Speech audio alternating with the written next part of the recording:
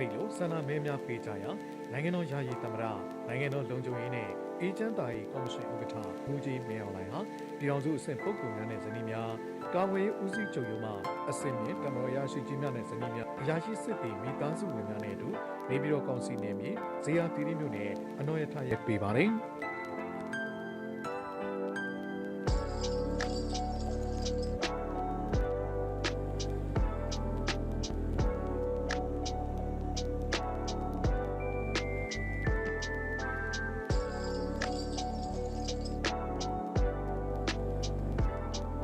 ပြန်လည်ဖြည့်ချခဲ့ပါတယ်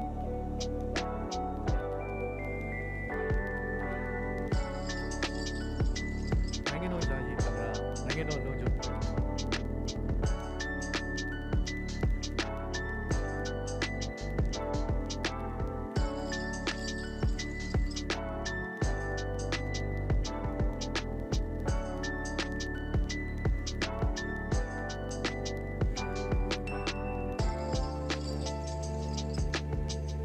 လွတ်လပ်ပြီးတရားမျှတတဲ့ရုပ်ကပေါ်ဒီနေ့မဲပေးတာကြည်လိုက်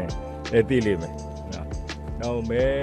ပေးဖို့ We guarantee that this will be a free and fair election. Our reputation cannot be ruined by this election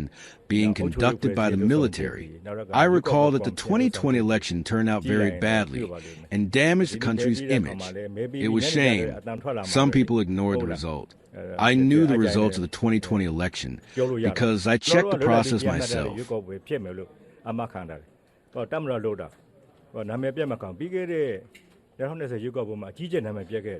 It was very bad. The past situation led to the present situation because the results were not understandable at all. You will see how our election proceeds. The next phases will be on January 11th and January 25th. Then you can comment on us when the results from all three phases, including today's election, are out. ဒီနေ့ဒီချိန်ပေါ့ပြီးရင်လာမယ့် January 7 ရက်နေ့မှာဒီချိန်